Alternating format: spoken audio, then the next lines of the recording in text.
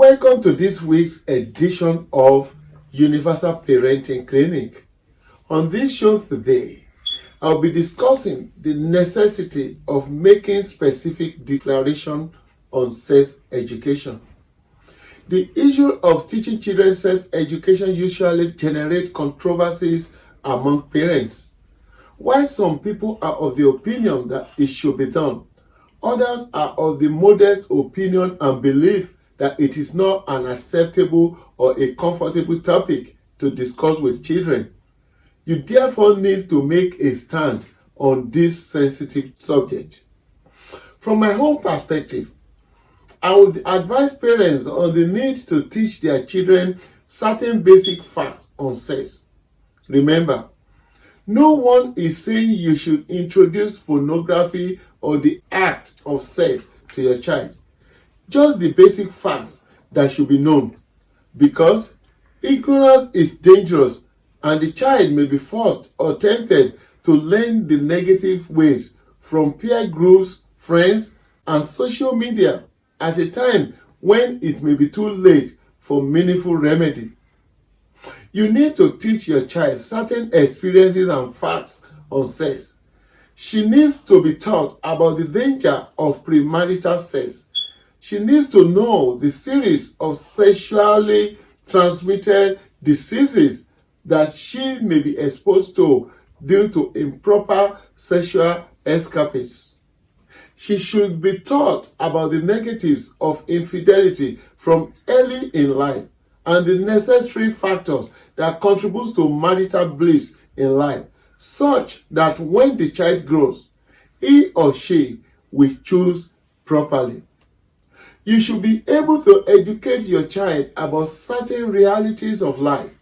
Let the child be informed on the basic biological theories of the process of sexual intercourse that may lead to unwanted pregnancies.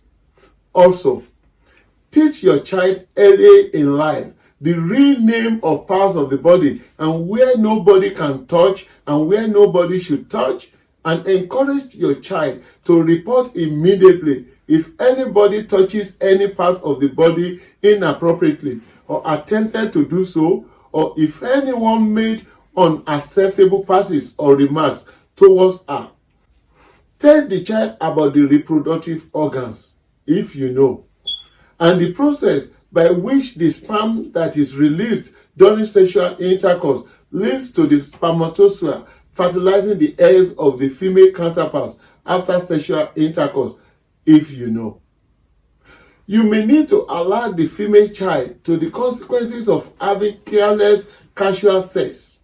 You may have to teach her how to comport herself decently to avoid becoming a sex machine for others' inordinate sexual satisfaction, and the danger of being lured into becoming a baby-making machine. You need to equally give the male child adequate advice on the negatives of unprotected sex and the dangers of engaging in premarital sex, especially before maturity. One of the problems in the world and in parenting is the menace of children who themselves are kids being parented, becoming emergency parents themselves. Many of them lack the required maturity, finance, and emotional requirements to nurture a baby, while some of them have also led others to become emergency grandparents. And these grandparents were not also prepared at such early age to become parents to another child.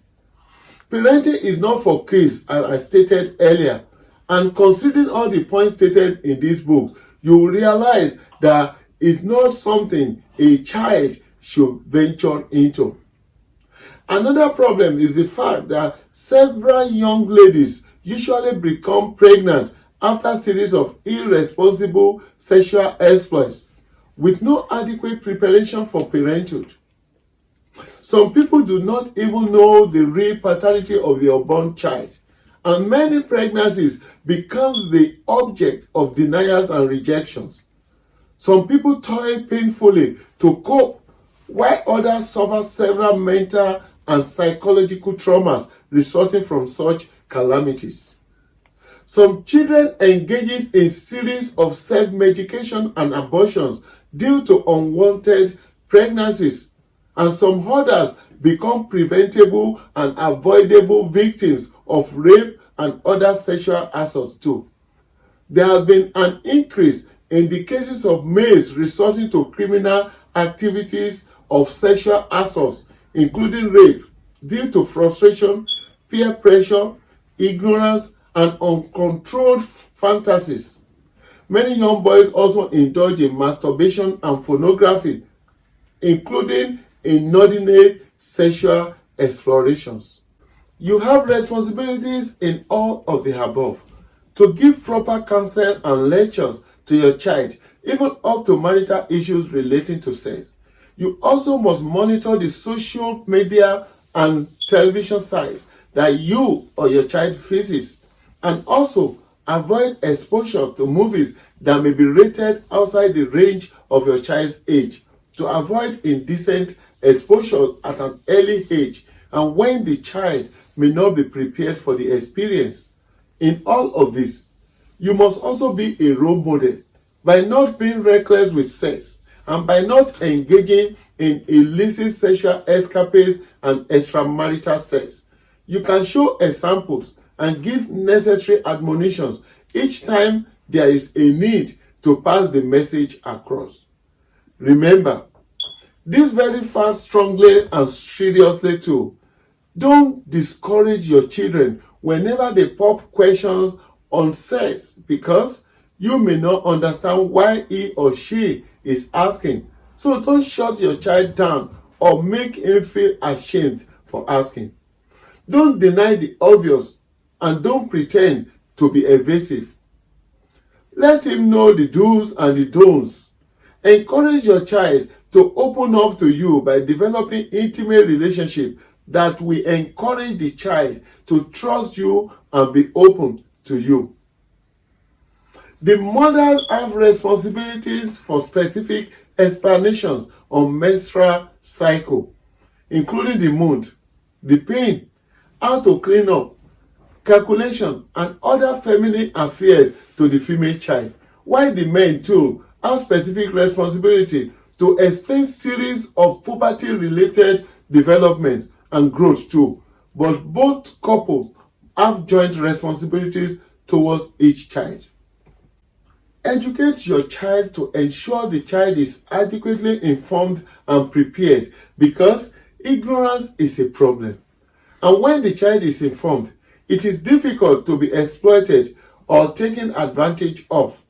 Proper information and education will discourage your child from developing the urge to explore sexuality wrongfully or be deceived to follow the wrong sexual path in life, which usually breed avoidable regrets, tears, and calamity. Make specific and proper declaration on the issue of sex. Don't ignore it. Don't pretend it's no issue. And don't give wrong information too. Remember, sex education should be relative to age and purpose. The education relevant to the under 10 will be different from that for the teenagers, and that required by those above the age of 20. Also, tailor your information to suit purpose, age, and environment. It will amaze you, but the truth is that in the course of my findings on this project, there are several young people who confess the fear of proper understanding on how to approach girls, kept them in perpetual fears even after graduating from the universities. There are ladies who were unsure on the right approach to being asked out by their male counterparts, how to prepare for a date, how to behave in the presence of those of the opposite sex too. You will be amazed to hear that some people said that even few days to their wedding, they were unsure of what to do with their partner on the first night of their marriage. There are those who lost their erection due to agitations and anxiety on what to do and what to expect. A particular man mentioned how he was terrified all through the preparation for his wedding, even up to the time of saying, "I do," because of his ignorance. Yes, though it is true that several youths engages in several sexual escapades nowadays, which they learned in life, but there are those who have been properly brought up and who maintain their virginity up to late in life. There are several girls who will still be happy to maintain their virginity if properly groomed and well parented, to know that being pure and remaining undefiled is a virtue. We grew up hearing from our parents how it was a thing of shame for the female children to be deflowered before their wedding nights. We grew up to be told the different means of courtship that didn't allow for indiscriminate sex. What has happened to the dignity, the decency, and the integrity of such practices? Without proper sex education, lots of children have suffered untold pain, and the future of many have been destroyed. Several young girls have damaged their wombs due to several abortions and pregnancy prevention pills. Some children have aborted their future prematurely due to complications in sexual mistakes and errors. There are those who graduated into committing series of sexual offenses, including rape, due to lack of proper education, and several others who have been on the receiving side of sexual crimes too, due to lack of timely sex education and proper sex orientation. In our growing days too, we were properly brought up to know who we really are and what sexual partners to aspire for, with no problem of identity or sexuality challenges. Several children are lured into masturbation and prostitution due to wrong teachings from peer groups and sexual pressure from friends, while many are due to sexual ignorance. Nowadays, several unsolicited pornographic images pop up on phones and computers while using these gadgets for other things. Several messages are distributed by different means through social media platforms as well. There are people who still engage in online sexual rituals and practices, and many people have suffered depression and attempted suicide due to blackmails to post images of their nudity and sexual practices online criminally. You can't afford to sit on the fence and pretend not to be interested in things that could destroy the future of your child. If you don't deal with it, the child will fall prey to the hands of peer groups and those waiting to take advantage. Make it simple and timely. Discuss with her and explain the consequences to him. Certain decisions and teachings cannot be made by children and minors. They need to be properly groomed and parented from infancy to understand specific things before their future and lives are allowed to be destroyed by societal erroneous teachings, adulterated beliefs, and devilish manipulations. Remember, don't shy away from your responsibility. Make certain specific declaration on sex now, before it is too late, and before it ends in tales of tears. Thanks to the several thousands of you out there who already joined our Facebook page as friends, and those who already subscribe to our YouTube channel, and those of you who regularly forward our video clips to others.